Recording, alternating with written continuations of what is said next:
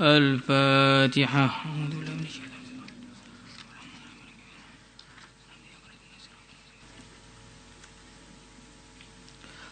Abwabus Shadaqah. Thawabu ada'iz zakah. Bab ke-7. Awal bab ke-7. Abwabus Shadaqah. Thawabu ada'iz zakah.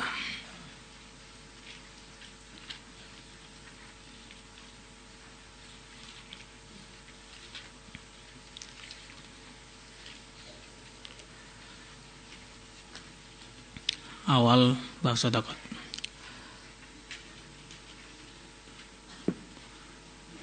Dilihat fahrosnya gitu, nanti ketemu. Muter satu-satu ya, kelamaan. Bisa lihat fahrosnya apa enggak? Itu kayak gitu terus nih. Bismillahirrahmanirrahim. Abwabus shadaqat. Bab-bab tentang sedekah, sedekah, baik sedekah wajib, yaitu zakat, atau sedekah nafil. Sawabu ada'iz zakah, pahala menunaikan zakat. Qala Allah Ta'ala, Innal ladzina amanu wa 'amilus shalihati wa aqamus salata wa atawuz zakah lahum ajruhum 'inda rabbihim wa la khawfun 'alaihim wa la hum yahzanun. Wa qala ta'ala wal muqiminas shalah wal mu'tunaz zakah wal mu'minuna billahi wal yawmil akhir أولئك سنؤتيهم أجرا عظيما. وقال تعالى خذ من أموالهم صدقة تطهرهم وتزكيهم بها. وقال تعالى قد أفلح المؤمنون الذين هم في صلاتهم خاشعون والذين هم عن اللغو معرضون والذين هم للزكاة فاعلون إلى قوله أولئك هم الوارثون الذين يرثون الفردوس هم فيها خالدون. Innal ladzina, sesungguhnya orang-orang amanu yang mereka semua beriman, wa amilus shalihati dan beramal dengan amal-amal yang saleh, wa aqamus salata dan mereka menegakkan salat, wa atawuz zakata dan mereka membayar zakat, lahum bagi mereka ajruhum, pahala mereka, inda rabbihim di sisi Tuhan mereka, wala khaufun dan tidak ada kekhawatiran, alaihim atas mereka, wala hum yahzanun dan tidak pula mereka bersedih. Wa qala ta'ala wal muqiminas shalah, dan orang-orang yang menegakkan salat, wal mu'tunaz zakah dan orang-orang yang membayarkan zakat, wal mu'minuna billahi wal yaumil akhir dan orang-orang yang iman kepada Allah dan hari akhir, ulaika mereka semua itu, sanu'tihim aku Allah akan memberikan kepada mereka ajran pahala aziman yang agung. Wa qala ta'ala khudh min amwalihim, ambillah wa engkau Muhammad dari harta-harta mereka, shadaqatan shadaqah, zakat maksudnya, tutahhiruhum yang membersihkan mereka, wa tuzahirum yang mensucikan mereka, wa tuzakkihim dan membersihkan mereka biha dengan sedekah. Qala ta'ala qad aflahal mu'minun, sungguh telah sukses orang-orang yang iman, alladzina yaitu orang-orang, hum mereka semua fi salatihim dalam salat mereka, khashi'una mereka khusyuk semua, walladzina dan orang-orang hum yang mereka semua, anil lagwi dari perkara yang sia-sia, mu'riduna mereka berpaling, walladzina dan orang-orang hum yang mereka lizzakati kepada zakat, fa'ilun menunaikan, ila qaulihi ulaika orang-orang yang mengerjakan semua kebaikan-kebaikan tadi, hum mereka itu alwarisuna orang yang mewarisi, alladzina yaitu orang-orang yarithuna yang mereka mewarisi, maksudnya mendapatkan, al-firdausa surga firdaus, mereka semua fiha dalam surga Firdaus khalidun, mereka kekal selamanya. Allahumma ja'alna minhum.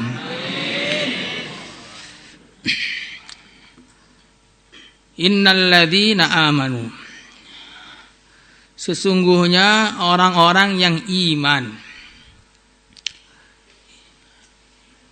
Iman di sini maksudnya iman yang sesuai dengan tuntutan yang diajarkan oleh baginda Rasulullah sallallahu alaihi wasallam.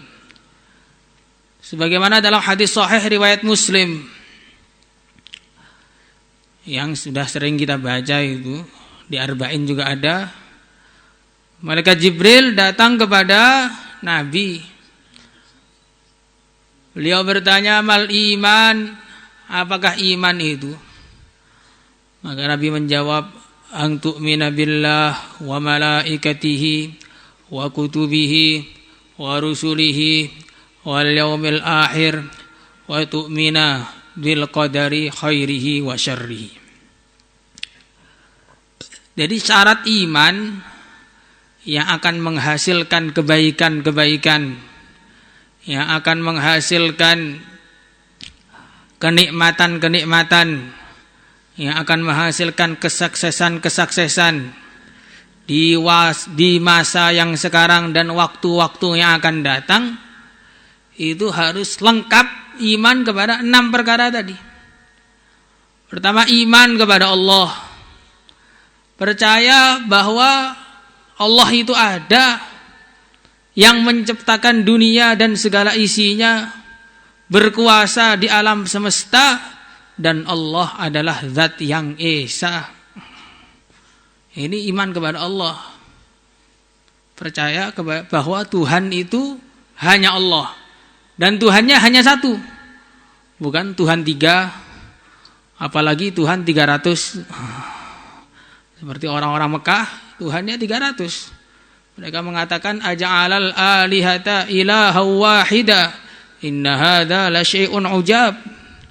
Mereka mengatakan di sini Tuhan 360 saja tidak bisa menyelesaikan masalah, apalagi Tuhan 1 lebih tidak bisa menyelesaikan masalah, kata mereka dalam logika sesat mereka. Padahal kalau kita pikir, namanya negara itu presidennya 1. Kalau negara presidennya 360, kira-kira apa yang terjadi? Hancur negara itu. Maka kalau orang itu menyembah selain Allah atau menyekutukan Allah dengan yang lainnya, maka pasti dia akan dipermalukan dengan sesembahan dia sendiri. Kalau ada orang itu menyembah batu yang dia bentuk sendiri sampai menjadi bentuk-bentuk yang aneh, bentuk yang wajahnya 4, tangannya 6, kakinya 8 kayak laba-laba. Maka bentuk Tuhan yang seperti ini sama sekali tidak menarik. Yang seandainya anaknya seperti itu, mungkin dia nggak berani lagi keluar dari rumahnya. Ada lagi yang Tuhannya itu adalah pohon-pohon yang sudah sangat tua, yang sudah mau mati itu baru disembah. Padahal seharusnya kalau Tuhan itu yang bermanfaat, cari pohon yang masih hidup, yang masih memberi manfaat. Pohon mangga, banyak mangganya. Disembah keluar mangga, kan lebih bermanfaat ketimbang pohon beringin yang nggak ada manfaatnya sama sekali. Maka manusia kalau dia menyembah selain Allah, maka dia akan dipermalukan dengan sesembahan dia sendiri.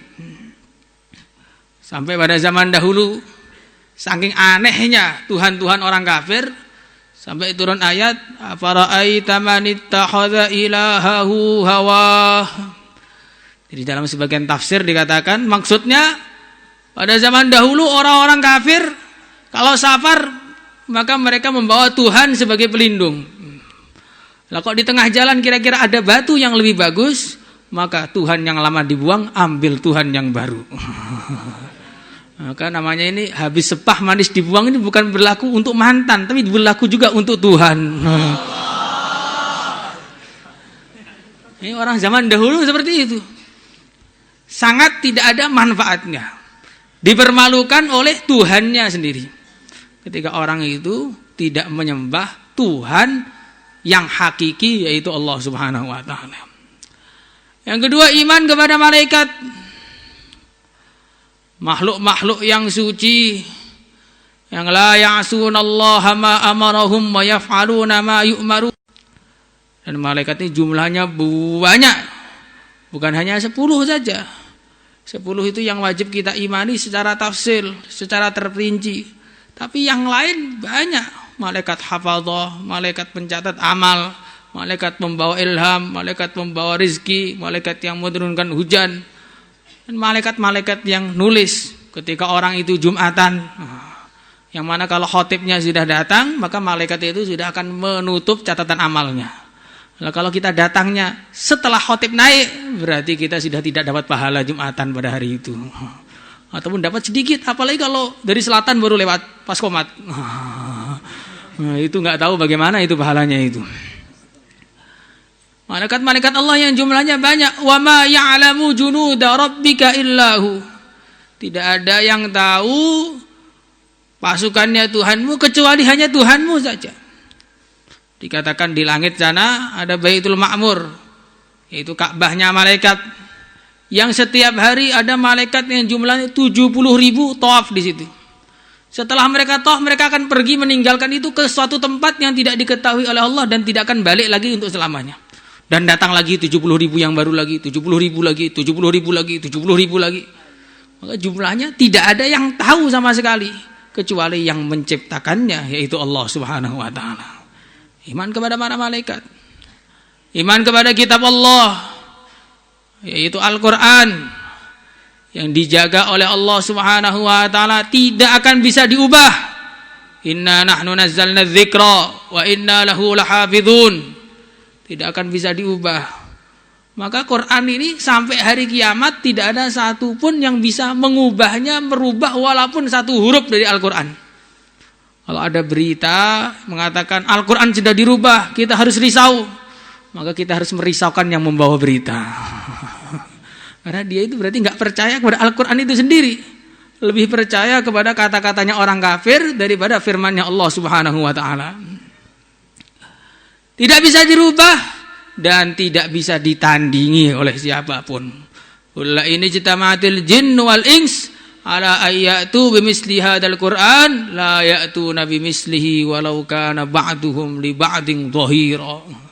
Seandainya semua manusia, semua jin kumpul jadi satu untuk menandingi Al-Qur'an, tidak akan bisa. Jangankan menandingi Al-Qur'an, 10 surat di Al-Qur'an saja tidak akan bisa. Jangankan 10 surat, 1 surat dari Al-Quran saja tidak akan bisa. Dan sudah berjalan 1400 tahun gak ada yang bisa. Ini kita iman kepada Al-Quran. Iman kepada Al-Quran, kitabullah, iman kepada utusannya Allah. Dan yang terakhir yang mulia Nabi besar Muhammad sallallahu alaihi wasallam. Iman kepada hari akhir, meyakini bahwa nanti dunia ini pasti kiamat. Kapan kiamatnya? Yas'alukan nasu 'anis sa'ah qul innama 'ilmuha 'inda rabbi. Yang tahu kiamat itu hanya Allah. Datangnya tanda-tanda kiamat kapan juga yang tahu hanya Allah. Tidak ada manusia yang tahu kapan datangnya kiamat, juga kapan datangnya tepatnya tanda-tanda kiamat. Dajjal kapan keluarnya? Enggak ada yang tahu kecuali Allah. Imam Mahdi kapan? Gak ada yang tahu kecuali Allah. Duhon kapan? Gak ada yang tahu kecuali Allah. Bukan duhon. Sekarang duhon, nanti malam jam 12. Ternyata duhonnya penyemprotan di kamar-kamar. Ini kenapa ini? Karena dia sok tahu. Ini khusus. Yang tahu hanya Allah ini masalah tanda-tanda kiamat. Suwibu bicara tanda-tanda kiamat. Tapi ketika tanda-tandanya datang, mau duhon bukan persiapan takwa, yang disiapkan malah kurma. Harusnya persiapannya takwa. Karena walaupun kita tidak menemukan kiamat yang besar, pasti kita akan menemui kiamat yang kecil. Man mata faqad qamat qiyamatuhu. Siapa yang mati sudah bangkit hari kiamat bagi dia. Mati itu kapan? Ya mungkin saja habis ngaji sore ini ada yang mati. Mungkin atau tidak? Sangat-sangat mungkin. Karena yang tadi mati itu 5 menit yang lalu masih di dunia ini. Iman kepada hari kiamat. Dunia akan berakhir. dan kita akan dibangkitkan lagi oleh Allah Subhanahu wa taala. Kemudian iman kepada takdir, bahwa semua yang terjadi, baik yang masa lalu, yang sedang terjadi, yang akan terjadi, semuanya sudah ditulis oleh Allah, diatur oleh Allah, tidak bisa dirubah oleh siapapun. Setelah iman, wa amilus sholihat, amal soleh. Amal soleh itu maksudnya bagaimana? Soleh itu maksudnya pantas. Nah, soleh itu artinya pantas di antara maknanya. Amal soleh artinya apa? Amal yang pantas atau amal yang sesuai. Yang sesuai dengan imannya. Amal yang sesuai dengan imannya. Iman kepada Allah, taat kepada Allah. Iman kepada utusannya Allah, menghidupkan sunnah Rasulullah sallallahu alaihi wasallam. Iman kepada kitabullah, mempraktekkannya, menghafalkannya, membacanya, mendakwahkannya. Iman kepada para malaikat, menjadikan kita takut untuk berbuat maksiat. Iman kepada hari akhir, menjadikan kita persiapan akhirat. Iman kepada takdir, menjadikan kita ridho kepada keputusannya Allah. Akhirnya orang itu kalau iman kepada takdir, hidup itu tenang, gak ada sumpek. Sudah diatur oleh Allah kok masih sumpek, itu bagaimana? Masih curhat sana, curhat sini, putus asa, terjebak oleh nostalgia, sehingga loncat dari lantai 3. Ada itu santri loncat dari lantai 3. Lantai 3 masjid lagi, Masya Allah. Masjid kan tempat ibadah, kok malah tempat loncat, ini bagaimana? Ya masjid mana lah yang kira-kira lantai 3 itu di mana? Berarti pendidikannya ini bukan pendidikan ridho kepada takdir, pendidikannya hitung-hitungan matematika. Kalau begini, begini, kalau begini, begini. Akhirnya lantai 3 ini kira-kira masih nggak apa-apa, ternyata ada apa-apa yang terjadi. Namanya iman, ya, amalnya tidak sesuai dengan imannya. Amalnya tidak sesuai dengan keyakinannya. Kalau kita sebagai santri, bagaimana amal solehnya seorang pelajar ilmu?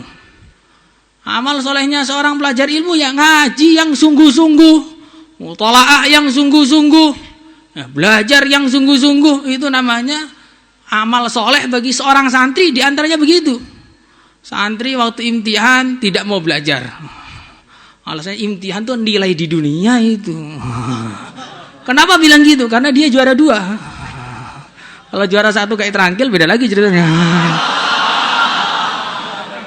Kata-katanya sepertinya benar, tapi di balik itu kalimatu haqqin urida bihil batil. Urida bihal batil. Ya, antri itu ya begitu. Antri itu belajar agama yang sungguh-sungguh. Bukan hanya dakwah terus. Dakwah ya penting. Kadang-kadang ada santri tim taskil. Ini umat menderita. Maka kita jawab, iya menderita gara-gara Anda. Loh kok gara-gara saya? Iya kamu ngaji, nggak pernah masuk, alasannya musyawarah, terus ini menderita. Tarbiyah menderita, ketua kelasnya menderita, ustadznya menderita. Maka umat menderita gara-gara Anda. Wa amilus sholihat, wa aqamus shalah, wa atawuz zakah. Mereka menegakkan salat dan membayarkan zakat. Jadi menegakkan salat dan membayarkan zakat itu oleh Allah Subhanahu wa taala sering diulang-ulang dalam Al-Qur'an dan disamakan, dibarengkan. Alladzina yuqimunas shalah wa yu'tunaz zakah. Selalu aqamus shalah atawuz zakah, yuqimunas shalah yu'tunaz zakah, wal muqiminas shalah wal mu'tunaz zakah. Digabungkan terus antara, sangat sering digabungkan antara iqamatus shalah itauz zakah. Bahkan syaratnya tobat, fa in tabu wa aqamus shalah wa atawuz zakah wa hallu sabilahum fa in tabu wa aqamus shalah wa atawuz zakah fa ikhwanukum fiddin. Kenapa kok diulang-ulang dalam waktu yang bersamaan? Sayyidi Al-Walid rahimahullah dulu beliau mengatakan bahwa di antara ya, tiang Islam yang terbesar, amalan Islam yang terbesar, 2 perkara ini. yang apabila dua perkara ini kita kerjakan, maka akhirnya akan tampaklah kebaikan dari agama, tampaklah syiar-syiar agama dalam kehidupan kita. Dan akan terjadi janji-janji Allah yang luar biasa dalam kehidupan kita. Orang aqamus shalah, maka berarti dia punya hubungan baik dengan Allah. Kalau sudah punya hubungan baik dengan Allah, man aslaha ma bainahu wa bainallah, aslahallahu ma bainahu wa bainan nas. Semua masalahnya selesai. Karena semua masalah itu datang dari Allah. Kalau kita punya hubungan baik dengan Allah, maka akhirnya Allah akan menyelesaikan semua masalah-masalah kita. Pertama, hubungan baik dengan Allah atau zakah. Kemudian yang kedua, hubungan baik dengan hamba-hambanya Allah. Ini penting. Jadi kalau ada orang itu ngaku jadi wali, kok suka mencaci, ini bukan wali ini. Atau wali syaiton. Wali yang wali syaiton. Jadi termasuk di antara bentuk orang itu punya hubungan baik dengan Allah, aqamus shalah, maka atawuz zakah, dia punya hubungan baik dengan hamba-hambanya Allah. Ketemu orang senyum, ketemu orang menyapa, ketemu orang mengucapkan salam. Ini namanya orang baik. Kalau semua orang dipelototin, semua orang diancam, mau dibunuh, mau disembelih, semua orang diacungin kepalan tangannya, padahal tidak mengerikan sama sekali. Nah, ini namanya orang yang tidak ada akhlak, atau banjir akhlak. Setelah tumpah, banjir rusak mana-mana. Tumpah banjir rusak mana-mana. Karena memang setelah orang itu punya hubungan baik dengan Allah, ya, orang yang paling punya hubungan baik dengan Allah adalah baginda Rasulullah SAW. Setelah beliau punya hubungan yang baik dengan Allah, wa innaka la'ala khuluqin azim, maka beliau dipuji akhlak beliau yang terbaik. Akhlak beliau yang terbaik. Maka hubungan dengan manusia itu harus baik. Jangan suka mencaci, jangan suka merendahkan orang lain, jangan suka menganggap orang lain itu buruk. Kadang-kadang orang itu lihat siapa saja kelihatan buruk. Kenapa begitu? Karena dia sendiri yang buruk. Seperti ibaratnya orang keluar dari WC, dia merasa ada bau tai.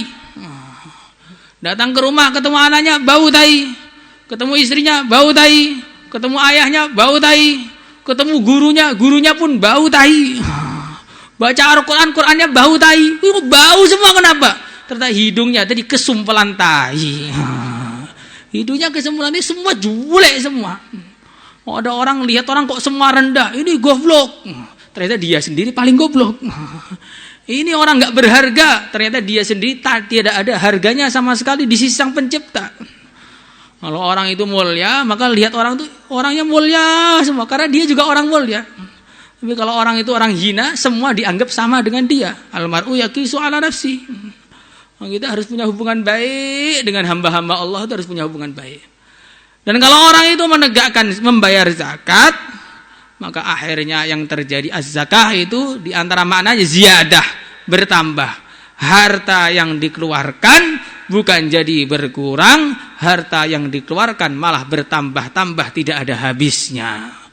Seperti zaman Sayyidina Umar bin Abdul Aziz, ketika semua orang pada waktu itu bayar zakat, dikumpulkan semua di Baitul Mal, maka diberikan pada mustahikin. Setelah diberikan semuanya, masih sisa banyak. Dalam satu riwayat begitu. Kemudian orang-orang yang datang kepada beliau, hartanya masih sisa banyak, ditasarufkan kemana? Tasarufkan kepada orang-orang yang mau bikin rumah gak punya duit. Ditasarufkan kepada orang yang mau bikin rumah gak punya duit. Semuanya sudah bikin rumah, uangnya masih sisa lagi. Tasarufkan kepada jomblo-jomblo yang mau nikah gak punya duit. Akhirnya ditasarufkan semua yang pengen nikah yang gak punya duit. Akhirnya dapat uang semua, nikah semua, uangnya masih sisa lagi. Tasarufkan kepada kafir-kafir zimmi itu yang punya hajat, ditasarufkan semua, masih sisa banyak lagi. Maka Sayyidina Umar bin Abdul Aziz mengatakan, kalau begitu sekarang kau belikan tepung, sebarkan tepung itu di puncak-puncak gunung, biar tidak ada burung-burung kelaparan di negara Islam. Nah, ketika zakat dibayarkan tuh sampai burung pun tidak kelaparan. ketika zakat tidak dibayarkan, orang kaya pun kelaparan. Di pondok pun bisa kelaparan. Kenapa? Karena teman-temannya, akhlaknya pada nggak mau ngasih uang seperti ya adalah orang tertentu. Maka zakat itu harus dibayarkan biar terjadi pengentasan kemiskinan. Mahfum sampai sini. Lahum ajruhum, bagi mereka pahala mereka, inda rabbihim, di sisi Tuhan mereka. Maksudnya bagaimana? Di kadang-kadang kita tadi bahas orang zakat harus mengeluarkan uang, harus berkorban. Maka harus kita ketahui korban-korban kita itu tidak ada yang sia-sia.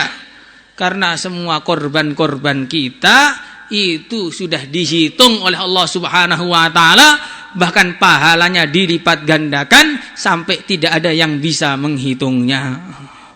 Dikatakan dalam satu hadis, ada orang yang sedekah satu keping roti yang ikhlas. Satu keping roti saja. Kemudian sedekah tadi dikembangkan lagi oleh Allah, dikembangkan lagi. Pada hari kiamat sedekah satu keping roti tadi sudah jadi sebesar gunung. Itu kalau sedekahnya satu keping roti. Kalau sedekahnya satu gunung, bagaimana? Lahum ajruhum 'inda rabbihim. Maka walaupun di dunia ini kita belum mendapatkan balasan amal kita, kita yakini bahwa Allah Subhanahu wa taala sudah menyiapkan balasan yang mala ainun ra'at wala udhunun sami'at wala khatara ala qalbi basar. Tidak pernah dilihat oleh mata, tidak pernah didengar oleh telinga, bahkan tidak pernah terbetik di hati manusia, saking indahnya. Wala khaufun, dan tidak ada kekhawatiran alaihim atas mereka, wala hum yahzanun. Wal muqiminas shalah, dan orang-orang yang menegakkan salat, wal mu'tunaz zakat, dan orang-orang yang membayarkan zakat, wal mu'minuna, dan orang-orang iman billahi, yang iman billahi kepada Allah, wal yaumil akhir, dan hari akhir. Ulaika, mereka semua itu, sanu'tihim, aku akan memberikan kepada mereka ajran, pahala adiman yang agung. Jadi di sini Allah mengatakan kalau orang itu amal agama, Allah akan memberi kepada mereka pahala yang luar biasa besarnya.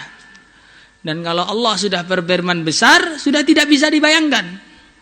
Dunia ini kita lihat besar, sangat besar. Kita belum pernah sampai ke ujung dunia, belum pernah.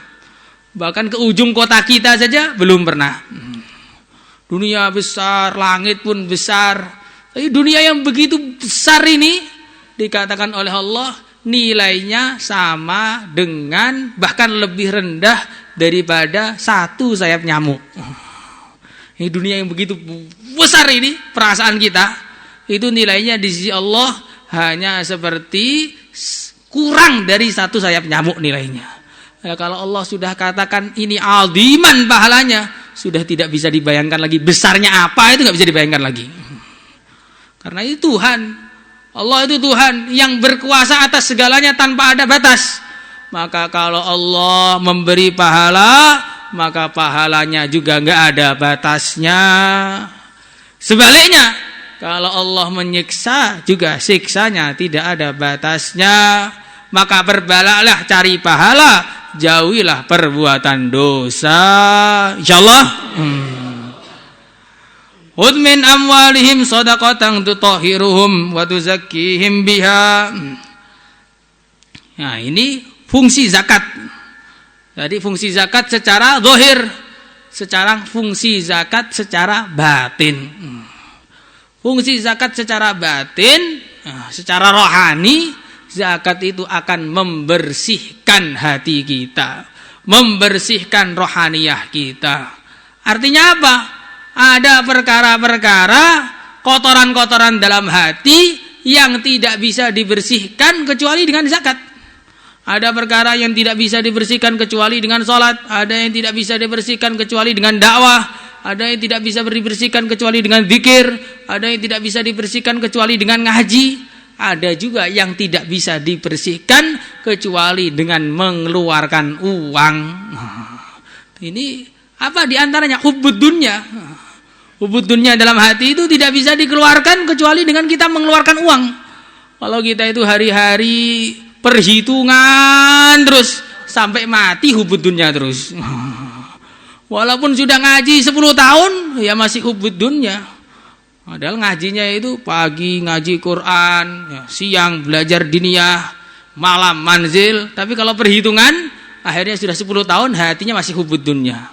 Apalagi kalau ada belajar formalnya, lebih hubud dunya lagi. Salatullah